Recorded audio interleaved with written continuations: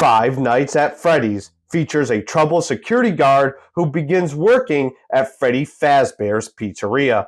While spending his first night on the job, he realizes the late shift at Freddy's won't be so easy to make it through. So let's talk about Five Nights at Freddy's. What's going on, guys? Welcome back to the channel, and today I'll be talking about Five Nights at Freddy's. So for me, I've always been interested in the concept of Five Nights at Freddy's, and ever since this movie was announced almost 6 years ago, I was definitely on board to seeing this film. Now, this movie has been in a hectic production, so they finally got around to making and releasing this film this year in 2023. So my take on it is that I think this movie is okay. It's not the best movie you'll ever see, but it is a pretty decent teen/children's horror film, and I think they were able to adapt the source material to pretty much the best way they can do it. This is what I enjoyed about the film. So for me, I've always found the idea of Five Nights at Freddy's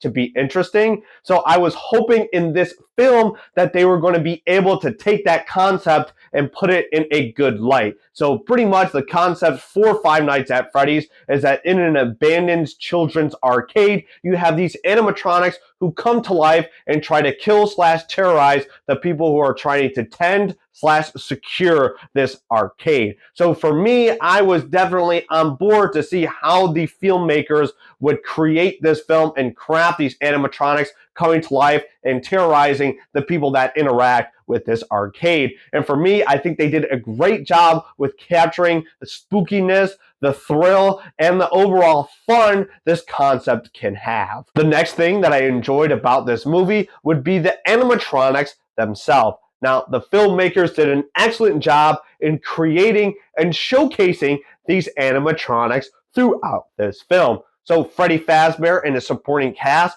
look totally real while you're experiencing this film, and the things they do are fun and exciting, and they represent what they did in the video games. Here's what I disliked about the film. So pretty much what I disliked is the filler content they added for the film. So what do I mean by filler content? So since this movie is based off of a video game and the source material is animatronics come to life and try to kill the player, the movie makers had to take that idea and make a movie about it, which is about an hour and 50 minutes. So you can't really make an hour and 50-minute movie about that vague concept of the video game. So what they needed to do is take that and add a bunch of filler stuff in the film to make it a movie. So this filler stuff is not really that good. You have a bunch of characters who are in this movie who shouldn't be in the movie at all, and you simply do not care about them at all whatsoever. You also have story plots which are not very good and that they don't really get resolved. So throughout this film,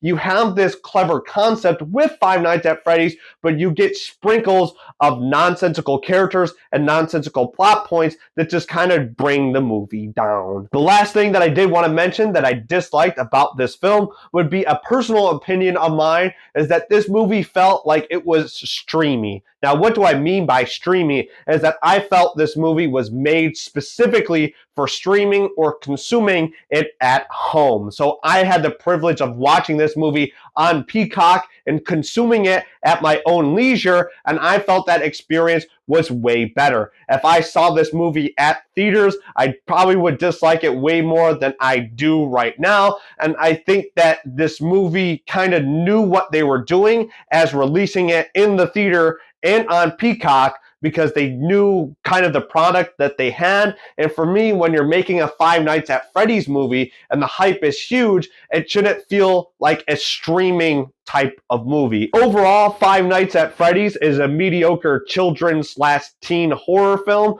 that provides fun and exciting concepts with these cool, unique animatronics. However, this film does feel like it's very streamy and doesn't necessarily have the filler content that you would want to see in a movie about Freddy Fazbear and his pizza. So I'm going to give Five Nights at Freddy's a thumbs sideways. Here's my recommendation. I do recommend Five Nights at Freddy's. However, I don't think you need to see this movie in the theaters. This definitely is a movie to be consumed at home, either watching it on streaming or alternative ways. And if you like the video games, you're going to enjoy the movie. So I think everyone should watch this movie at some point, but I don't think you need to go to the theater and watch it. There you have it. That's my review for Five Nights at Freddy's. If you've seen the movie, as always, let me know your opinions down below in the comments. That'll do it for this video. If you like this video, make sure you click that like button and consider watching another video on my channel.